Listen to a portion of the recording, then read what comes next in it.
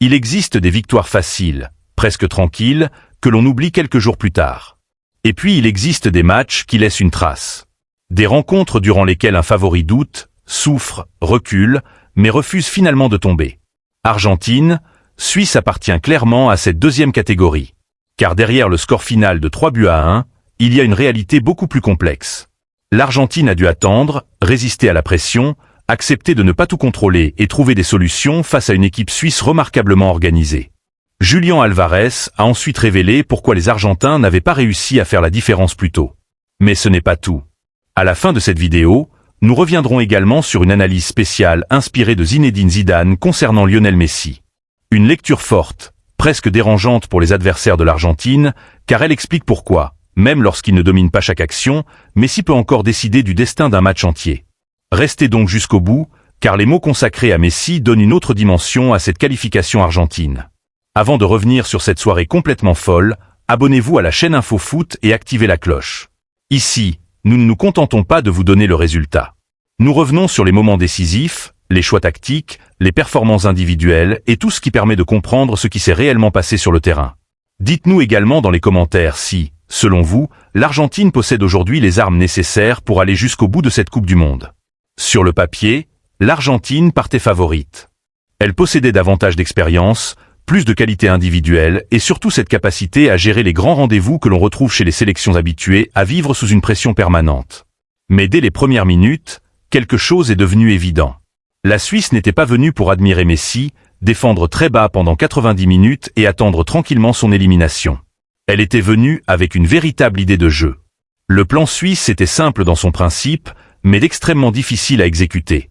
Fermer l'axe, réduire les espaces autour de Messi, empêcher les milieux argentins de jouer rapidement vers l'avant et obliger l'Albicéleste à passer par les côtés. Chaque fois que Messi décrochait pour toucher le ballon, un joueur suisse sortait sur lui pendant qu'un second couvrait immédiatement l'espace laissé derrière. Le but n'était pas forcément de lui reprendre le ballon à chaque fois. Il s'agissait surtout de ralentir sa réflexion et de l'empêcher de se retourner face au but. Et pendant une bonne partie du match, cette stratégie a fonctionné. L'Argentine avait la possession, mais elle ne possédait pas complètement le match. Elle faisait circuler le ballon, cherchait des décalages, multipliait les mouvements autour de la surface suisse, mais elle manquait parfois de vitesse dans les 30 derniers mètres. Les passes arrivaient une seconde trop tard. Les déplacements n'étaient pas toujours parfaitement coordonnés. Et face à un bloc aussi discipliné, une seconde de retard peut suffire à faire disparaître un espace. La Suisse, de son côté, évoluait avec beaucoup de courage. Son bloc défensif restait compact, mais ses joueurs ne reculaient pas systématiquement. Lorsque l'occasion se présentait, ils tentaient de presser les défenseurs argentins et de récupérer le ballon plus haut. Cette agressivité empêchait l'Argentine de s'installer confortablement. On voyait alors une équipe argentine parfois frustrée. Les joueurs levaient les bras, réclamaient davantage de mouvement et tentaient d'accélérer le jeu. Mais plus les minutes passaient, plus la Suisse semblait croire en son plan. Chaque interception, chaque duel gagné et chaque attaque argentine renforçait sa confiance. Dans ce type de rencontre, le danger pour le favori n'est pas seulement tactique. Il devient également psychologique. L'Argentine savait qu'elle devait gagner.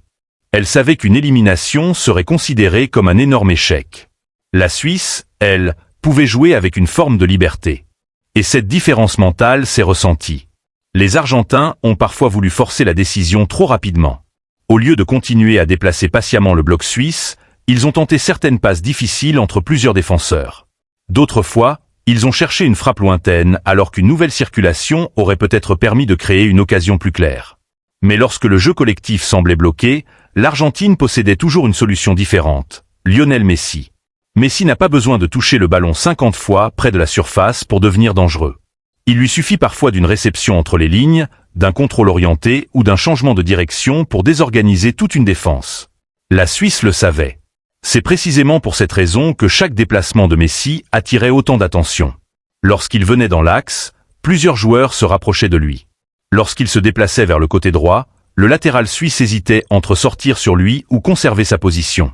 Et lorsqu'il restait volontairement en retrait, il obligeait les milieux adverses à se demander s'ils devaient avancer ou protéger la profondeur. C'est là toute la difficulté de défendre contre Messi. Même lorsqu'il ne reçoit pas le ballon, il influence le positionnement de l'adversaire. Il attire, il fixe, il inquiète. Et cette peur permanente peut ouvrir des espaces pour ses partenaires. La Suisse a pourtant continué à résister. Elle a accepté de souffrir sans perdre son organisation.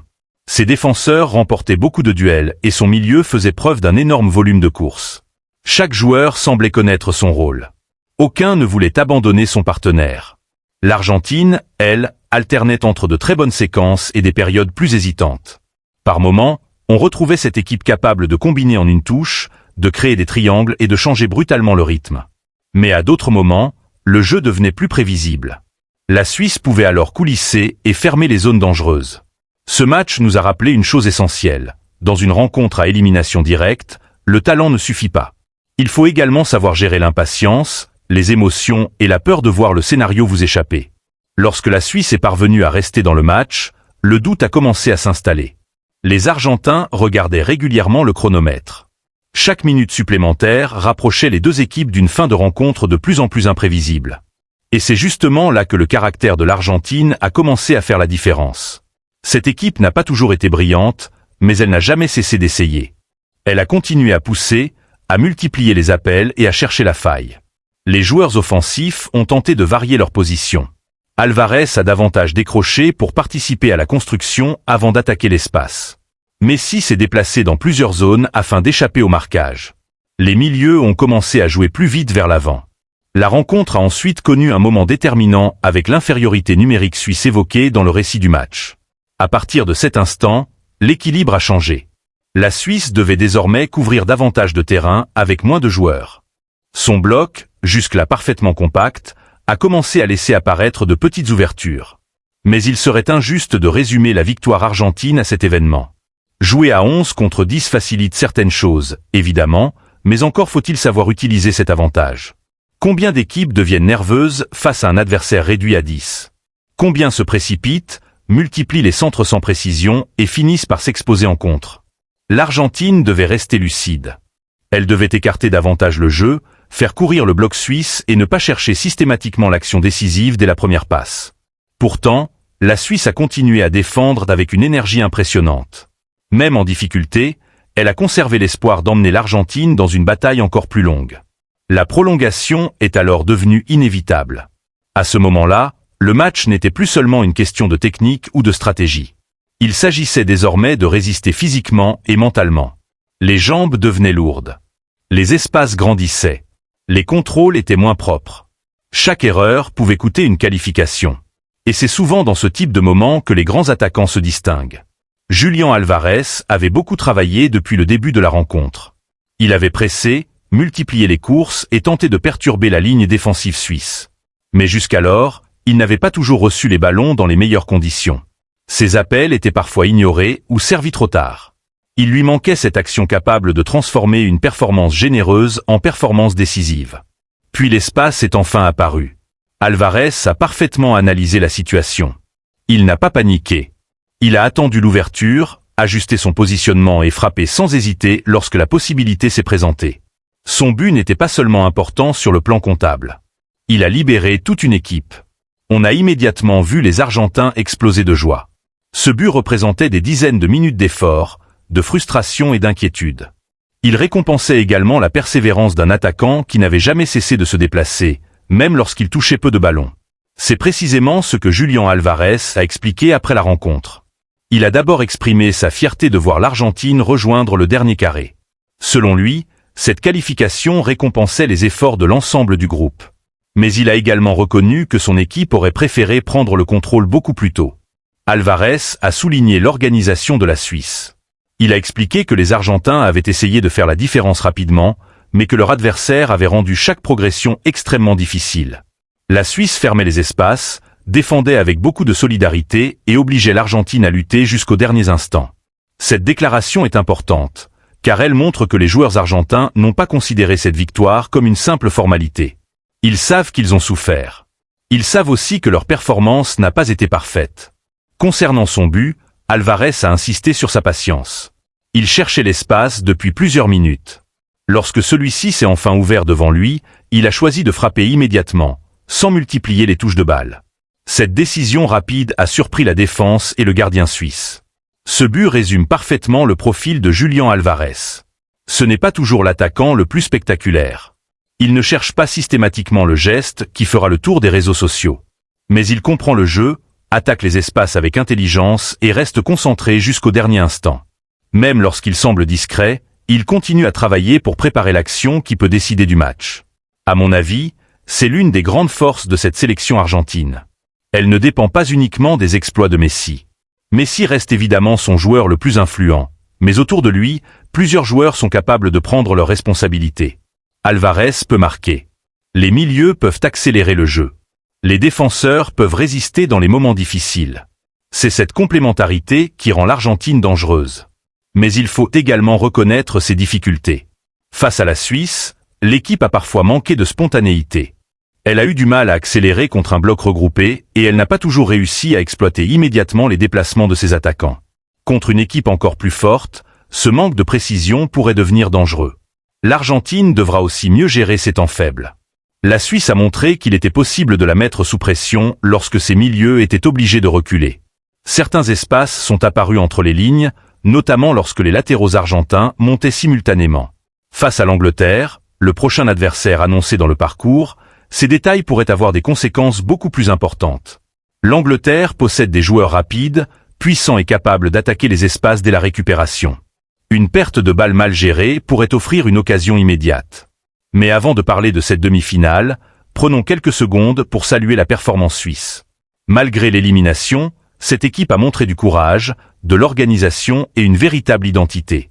Elle n'a pas simplement attendu l'Argentine devant sa surface. Elle a essayé d'exister, de récupérer le ballon et de profiter de chaque hésitation adverse. Elle a surtout réussi à faire douter le champion en titre pendant une très longue partie de la rencontre. Et dans une Coupe du Monde, pousser une équipe comme l'Argentine jusqu'en prolongation n'est jamais anodin. Vous êtes encore très nombreux à regarder nos analyses sans être abonnés. Pourtant, votre abonnement permet directement à la chaîne Info Foot de continuer à proposer des vidéos longues et détaillées sur les grands matchs. Alors, si vous aimez cette manière de parler du football, abonnez-vous maintenant et dites-nous en commentaire quel joueur argentin vous a le plus impressionné face à la Suisse. Revenons maintenant au joueur que tous les adversaires cherchent à contrôler, Lionel Messi. À 39 ans, Messi n'a plus exactement le même rôle que durant ses premières années. Il ne cherche plus à éliminer 4 joueurs à chaque possession. Il choisit davantage ses moments. Il économise certains déplacements pour rester lucide lorsque le ballon arrive dans une zone décisive. Certains observateurs peuvent parfois avoir l'impression qu'il disparaît du match. Mais cette impression est trompeuse. Messi analyse constamment le positionnement de ses adversaires. Il observe quel défenseur sort, quel milieu hésite et où l'espace pourrait apparaître quelques secondes plus tard. Son influence ne se mesure donc pas uniquement avec les buts ou les passes décisives. Elle se trouve également dans la manière dont il oblige toute une équipe à modifier son organisation. Contre la Suisse, plusieurs défenseurs avaient en permanence un œil sur lui. Cette surveillance a parfois permis à Alvarez ou à d'autres partenaires de trouver davantage d'espace. Le problème pour l'adversaire est alors presque insoluble. Si vous laissez Messi libre, il peut créer une occasion.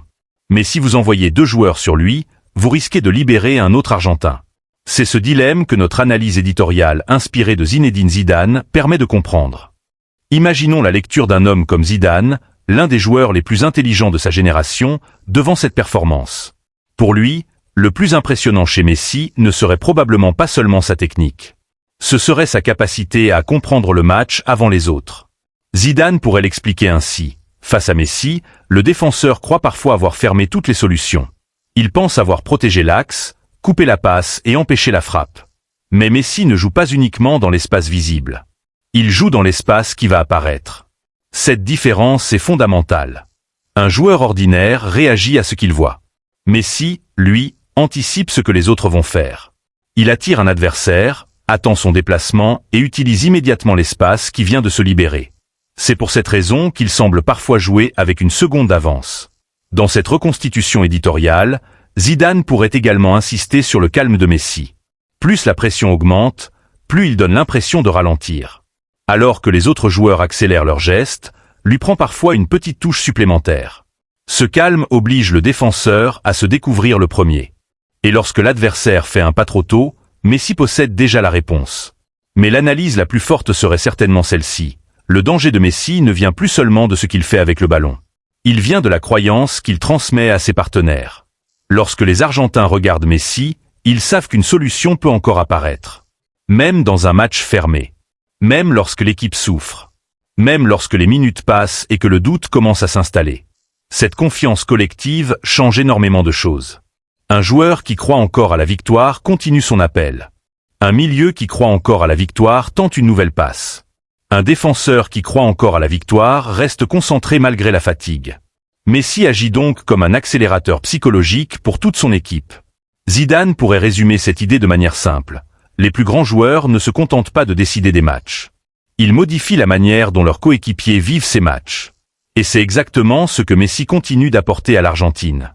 Il ne peut évidemment pas tout faire seul. Il a besoin des courses des Alvarez, du travail des milieux et de la solidité de ses défenseurs. Mais sa présence donne un sens particulier à chaque effort. Chaque joueur sait qu'en restant dans le match, une action peut tout changer. Cette victoire contre la Suisse n'est donc pas seulement celle de Messi. Elle appartient à toute l'équipe. Mais Messi reste le point autour duquel l'Argentine organise sa confiance. La qualification est désormais acquise. Pourtant, le plus difficile commence peut-être maintenant. Face à l'Angleterre, l'Argentine devra probablement affronter une équipe capable de presser plus haut et de punir les pertes de balles avec beaucoup plus de vitesse. Les Argentins ne pourront pas se permettre de commencer la rencontre avec trop de lenteur. Ils devront imposer davantage de rythme et trouver rapidement les espaces autour de la défense anglaise. Alvarez aura encore un rôle essentiel. Ses courses pourront étirer la ligne défensive et ouvrir des zones pour Messi. Mais il devra également être efficace dès les premières occasions. Dans une demi-finale de Coupe du Monde, les opportunités peuvent être rares. Messi, lui, devra gérer son énergie. Il ne pourra probablement pas multiplier les courses pendant tout le match. L'Argentine devra donc lui permettre de recevoir le ballon dans les zones où il peut réellement faire la différence. Cette rencontre contre la Suisse a envoyé deux messages opposés. Le premier est un avertissement. L'Argentine peut être mise en difficulté. Elle peut manquer de rythme et devenir nerveuse face à un adversaire bien organisé. Le deuxième est une démonstration de force mentale. Même lorsqu'elle souffre, cette équipe trouve encore le moyen de survivre. C'est peut-être cela, la marque des grands champions. Ils ne jouent pas toujours parfaitement. Ils ne dominent pas toujours pendant 90 minutes. Mais lorsqu'arrive le moment décisif, ils trouvent un joueur, une course ou un geste capable de changer leur destin. Face à la Suisse, ce joueur a été Julián Alvarez. Son but a récompensé son activité et sa patience. Sa réaction après le match a également montré qu'il restait lucide. Il a reconnu les difficultés de son équipe et la qualité de l'adversaire, tout en rappelant que l'objectif était désormais de continuer à rêver du titre. Quant à Messi, cette soirée a encore démontré que son influence dépasse les statistiques. Même lorsqu'il n'est pas constamment au centre de l'action, il oblige l'adversaire à penser à lui. Et dans un match de cette intensité, cette préoccupation permanente finit par fatiguer les corps et les esprits. L'Argentine est donc en demi-finale. Elle n'y arrive pas après une démonstration parfaite, mais après une bataille. Et parfois, une bataille difficile prépare mieux une équipe qu'une victoire trop facile. La Suisse quitte la compétition avec des regrets, mais également avec la tête haute. Elle a résisté, elle a dérangé le champion et elle a obligé l'Argentine à puiser dans ses réserves. L'Albicéleste, elle, avance encore. Avec ses forces, ses faiblesses, ses doutes et cette conviction particulière qui l'accompagne depuis plusieurs années. Tant que Messi est sur le terrain et que ses partenaires continuent de courir autour de lui, tout reste possible. Alors, selon vous, cette victoire difficile va-t-elle renforcer l'Argentine avant sa demi-finale, ou les problèmes observés face à la Suisse sont-ils suffisamment inquiétants pour menacer son rêve de titre? Donnez votre analyse dans les commentaires, abonnez-vous à InfoFoot et activez la cloche pour ne rien manquer des prochaines grandes actualités de cette Coupe du Monde.